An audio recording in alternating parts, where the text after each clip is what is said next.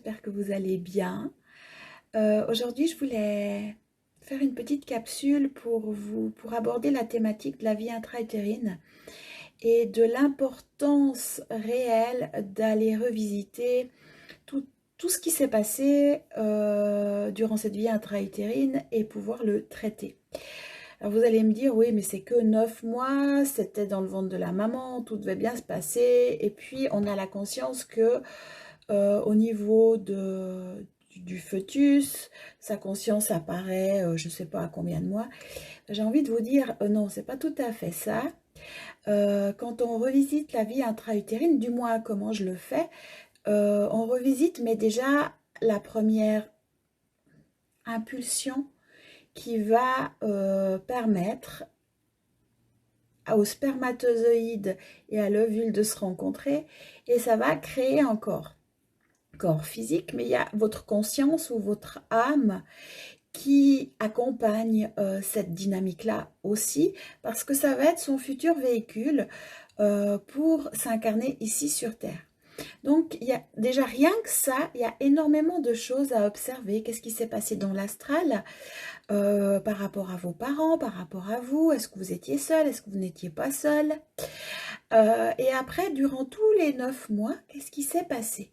Et vous allez découvrir depuis la première seconde, ce qui se passe autour de vous a une influence réelle sur votre construction personnelle, au niveau de votre conscience corporelle, mais aussi au niveau de votre conscience âme ou habitant de ce futur corps. Et c'est toujours interpellant, intéressant de voir que ce qui s'est passé durant les 9 mois, quand je suis en accompagnement avec les gens, ben, souvent on me dit « mais c'est tellement moi !» Et je le revis tout le temps, tout le temps, tout le temps. Mais comment tu sais? Ben, en fin de compte, c'est parce que tant qu'on ne va pas traiter ce système-là de 9 mois, ben, on va revivre tout le temps, tout le temps, tout le temps, la même dynamique. Et on ne comprend pas pourquoi. Et ça, c'est vraiment une clé, mais indispensable. Et ça devrait être le démarrage quand on commence un travail sur soi et qu'on va faire une reconnexion à soi et se retrouver dans l'unité de soi à soi-même, hein, ben, c'est de commencer par là. Parce que énormément de dynamiques, de problématiques viennent de là. Alors, je vois que, quoi, 60%, 70%, ça dépend, mais on dira entre 60 et 70% des personnes ont un jumeau. Alors, ça ne veut pas dire qu'on vous a menti, ça ne veut pas dire que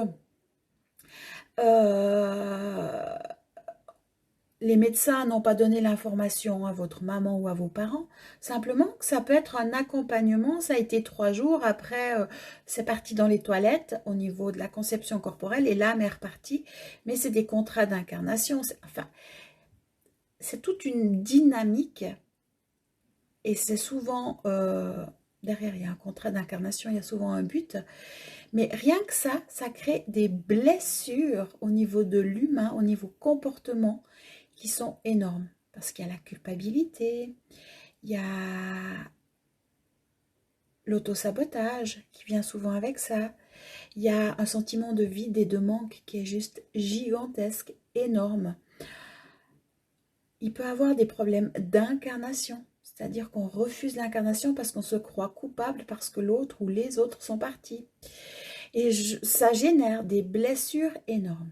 Après, ça peut être que vous êtes dans un corps de femme ou d'homme, et puis qu'un de vos parents, peu importe si c'est durant toute la grossesse ou juste le temps d'un instant, ou ça peut être même un grand-parent ou quelqu'un de l'entourage, aurait bien voulu que vous soyez un garçon, puis vous êtes une fille. Donc ça, c'est toute l'illégitimité. Et durant toute votre vie, vous allez chercher à prouver que c'est bien, et vous allez chercher votre place, et la confiance en soi, et puis peut-être même que vous allez agir comme un garçon manqué, tout ça pour prouver à l'autre que ben, vous êtes légitime, et que c'est bien, même si vous êtes une fille et puis que l'autre voulait un garçon. Après, il y a tout le poids qu'on met au niveau familial, sur fille, garçon, pour la maman, par exemple, c'est « je ressens la vie en moi ». Mais ça veut dire qu'elle met sur le dos de l'enfant le fait de ressentir la vie en elle. Et en fin de compte, ressentir la vie en soi, ça devrait être inné. Moi, je suis pas enceinte. Enfin, pas, non, non, je suis pas enceinte, mais je ressens la vie en moi. Et j'ai pas besoin. Et je vois des personnes, ou j'entends des personnes qui me disent: «Oh, mais j'étais tellement bien dans ma grossesse parce que j'avais la vie en moi.» Ouais, non, c'est un enfant que tu as en toi, c'est pas la vie. Et ça amène des fardeaux, des blessures.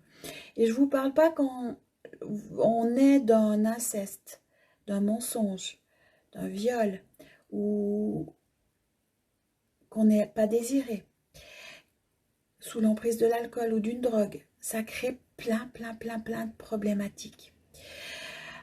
Sans compter tout ce qui a pu être vécu durant la grossesse par la maman ou par le cercle familial. Ça peut être du stress, ça peut être des querelles, ça peut être le non-amour. Ça peut être aussi que vous arrivez pour vous incarner avec une énergie qui est tellement légère, tellement subtile, avec un état de conscience précis. Puis quand vous arrivez dans le système, comment dire, dans le ventre, tout le système qui est présent, bah, c'est tellement à l'opposé de votre état de conscience que c'est juste insupportable. Je vois aussi des envies de suicide ou des problèmes en lien avec la nourriture qui sont déjà retrouvés dans la vie intra-utérine. Par exemple, il peut avoir des suicides manqués. Si vous êtes là, c'est que le suicide a été manqué, mais que le fœtus a cherché à se suicider parce que peut-être il y a eu un jumeau perdu, parce que peut-être il y avait ce sentiment de déranger ou que c'était trop lourd pour lui. Et en principe, c'est le cordon ombilical autour du cou ou un problème où le fœtus ne s'alimente plus. C'est tout des dynamiques comme ça que je retrouve, c'est inscrit dans l'ADN. Et en allant traiter ces informations, en allant... moi je vais réaligner puis remettre à l'unité. Hein. C'est comme des fils que je tire et que je réaligne. Et je vais lire votre ADN comme si je lisais le journal. Eh ben, on va transformer et ça va amener vraiment des transformations dans votre quotidien. Ce qu'il faut savoir aussi, c'est que peut-être vous étiez un bébé crispé, un fœtus crispé, et vous allez depuis tout le temps être tendu, crispé, mais vous pensez que c'est normal parce que vous êtes né comme ça, vous avez vécu tout le temps dans cet état-là. Et moi, je le vois, je dois faire de l'ostéopathie énergétique au fœtus qui, en fin de compte, certaines fois, c'est même des momies que j'ai dans les mains, tellement que c'est cristallisé, crispé.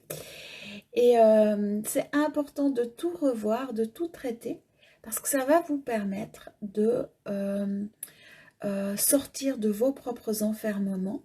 Ça va vous permettre de traiter tout ce qui est lignée familiale, génétique. Alors, une partie, on ne fait pas tout d'un coup, hein, mais en revisitant les 9 mois, ben, on fait déjà un gros nettoyage.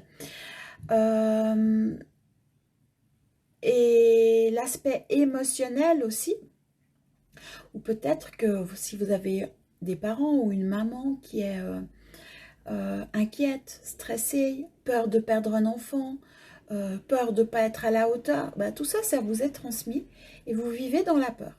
Puis vous ne savez pas pourquoi, vous ne la ressentez même plus, cette émotion-là, parce que vous vivez dedans. Et vous avez été conçu à travers la peur. Et il n'y a que la peur qui existe, mais vous ne pouvez pas la ressentir, parce que vous ne pouvez même pas l'identifier, parce que vous avez associé ça à la normalité. Donc voilà, ça c'est tous des exemples de choses qu'on peut redécouvrir, qu'on peut traiter en visitant la vie intra-utérine. Et une fois que ce soin est fait, on peut aller refaire les renaissances à travers nos multidimensionnalités. Si vous regardez une capsule qui s'appelle La multidimensionnalité, c'est quoi? Ben, je vous parle, je vous explique selon mon regard ce qu'est la multidimensionnalité. Et on peut aller revisiter nos différents aspects jusqu'à l'être unifié, l'être galactique et intratellurique dans son opposé, où ce sont des êtres qui, eux, ne sont, pour la plupart du temps, ne se sont jamais incarnés et qui sont dans l'unité. Mais quand on touche l'être intratellurique, dans notre conscience corporelle, dans notre inconscient, parce que je vous promets qu'on est totalement inconscient de ça, et je crois que j'en ai fait une vidéo, il faudrait que je vais vous mettre le lien. en annexe, je vais retrouver. Au début de l'année, je travaillais ma part galactique, où je la recontactais, où vraiment elle s'incarnait à travers le corps. Ben, tout de suite, il y a une mise en lumière face à l'esclave que je suis, où toutes les mémoires en lien avec l'esclave, toutes les mémoires en lien avec euh, la non-vie, la non-liberté. Parce que l'être galactique, lui, il est dans l'éternel présent, dans le flux de la vie, dans je me nourris de lumière, ben, et je fais confiance à la vie, eh ben, l'esclave est exactement dans le contraire.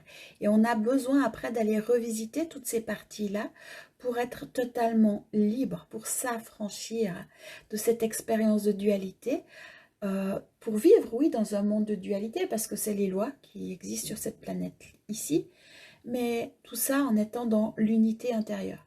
Et en revisitant toutes ces parties, en revisitant notre multidimensionnalité, ça peut être notre multidimensionnalité au niveau des élémentaux, au niveau pardon, animal, végétal, archangélique.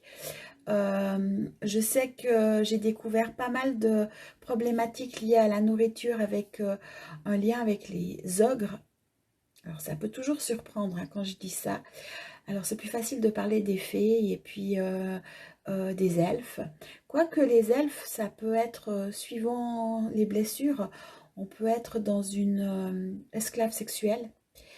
On peut être esclave de maison, enfin, il y a différentes dynamiques, mais c'est dans nos différentes multidimensionnalités. Je vous rappelle qu'on a tout en nous, qu'on est tel un millefeuille et que d'autres dimensions existent, ce sont des parts de nous, tout est inscrit dans l'ADN, on n'a pas qu'un seul ADN, on a différentes trames d'ADN, différentes couches, et plus vous allez les visiter, plus vous allez les traiter, plus ben déjà c'est ce qui va vous amener à être dans l'unité parce que vous allez devoir passer par là à un moment ou à un autre.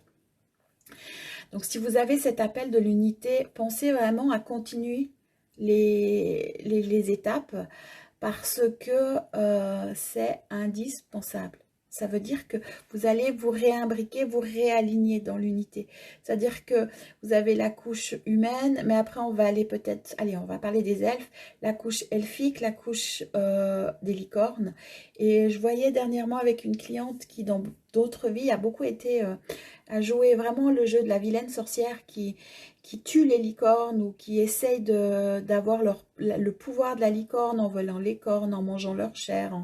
Enfin, il y a tout plein de choses qui se sont passées dans un passé dépassé, va-t-on dire, mais c'est toujours inscrit ici.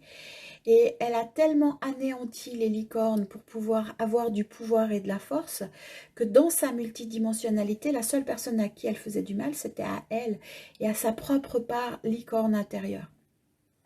Donc j'ai dû aller faire une renaissance et traiter sa part licorne pour qu'elle puisse redécouvrir sa multidimensionnalité. Et c'était vraiment la base. Mais elle a pu comprendre qu'elle était dans l'autodestruction d'elle-même. Et ça pour tout, ange, angélique, archangélique. Souvent quand on a, et je crois que c'est dans une vidéo des tirages alchimiques que j'ai fait pendant le confinement où j'ai fait des tirages par rapport aux anges et je vous l'ai fait en live, comment moi je le vivais et j'arrivais absolument pas à recontacter ma part angélique parce que inconsciemment dans ma conscience corporelle il y avait une information que j'étais un démon et du coup les deux ça n'allait pas et je mettais dehors et je me dissociais de ces parts-là. Donc ça m'a demandé tout un travail pour le faire. Et ça, on peut tout le faire à travers des renaissances. Et vous verrez, ça change la vie, ça change la donne. La vie devient toujours plus facile. Et au niveau conscience, ça nous donne accès aussi à des plans de guérison, à notre potentiel de guérison que dans notre humain, c'est pas possible d'avoir. Moi, quand je vous accompagne, je veux dire, c'est ma multidimensionnalité qui se déploie parce qu'elle est active, parce qu'elle fait partie de moi, parce qu'elle est reconnue, parce qu'elle est intégrée et acceptée à 100%. Et dans mon humain, j'ai mes connaissances, mais au niveau subtil, au niveau des différents plans, c'est mon déploiement de ma multidimensionnalité. Et si vous cherchez à accompagner d'autres personnes, pensez aussi que c'est indispensable parce que plus vous serez aligné, plus vous serez dans l'unité, plus vous aurez fait ce chemin, plus vous pourrez accompagner les gens parce que en effet, vous aurez les clés de guérison et en résonance, ben, les choses vont pouvoir se faire. Et vous serez de plus en plus connecté à vous, dans votre unité, et vous serez l'habitant de votre corps, parce que moi je le vis comme ça. Je suis vraiment l'habitante de mon corps, où le corps vient à se retourner, où c'est mon vaisseau spatial, entre guillemets, mais humain, pour expérimenter cette vie sur Terre, mais il vient vraiment à se retourner dans la conscience galactique. Et c'est super intéressant de voir toute l'évolution, tout le changement. Et c'est ce que je vous souhaite. En tout cas, c'est là que je peux vous accompagner parce que c'est le chemin que j'ai déjà fait. C'est ce que moi j'expérimente. Et tout ce travail de conscience intérieure, ça c'est vraiment moi. Où je donne toujours la comparaison, on a le Graal. Et le Graal sans le liquide intérieur, ben il vaut rien. Mais le liquide intérieur sans le Graal, il vaut rien. Donc pour moi, le liquide, c'est la conscience. Et ça, c'est vraiment sur quoi je peux vous accompagner.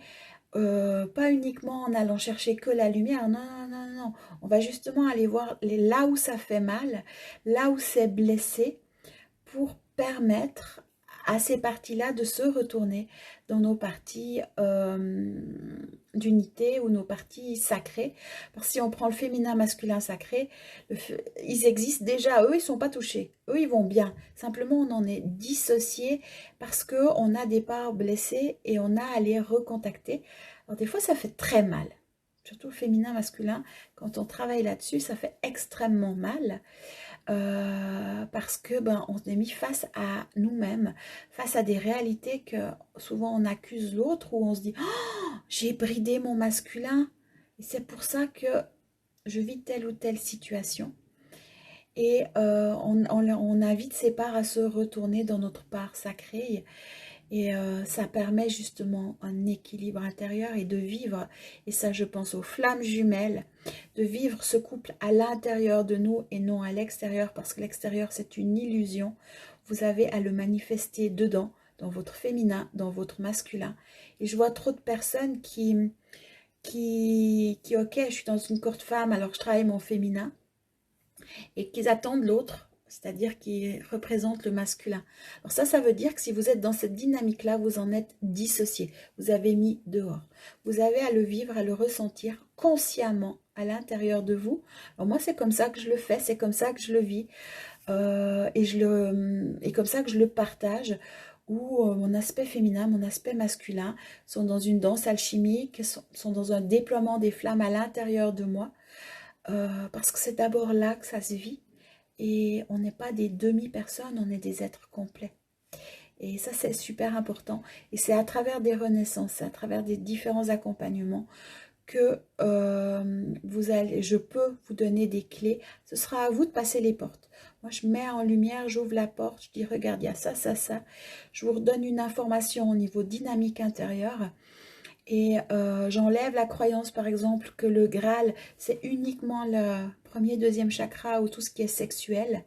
Non, alors ça, c'est aussi une belle illusion. Parce que ça voudrait dire que l'homme n'a pas de Graal. Non, le Graal, c'est le corps. Ici, sur Terre, dans la loi de dualité, dans cette loi terrestre, le Graal, c'est notre corps dans notre entièreté, qu'on soit une femme ou un homme. Après, l'habitant du corps, on va dire la conscience, et du coup, ce sera le liquide. Et on a cette dynamique à découvrir, on a à guérir la coupe, on a à guérir la conscience, ou plutôt on a à guérir nos parties blessées, parce que la conscience, elle va bien, mais on doit accepter d'incarner cette conscience-là, qui est notre essence divine et d'origine.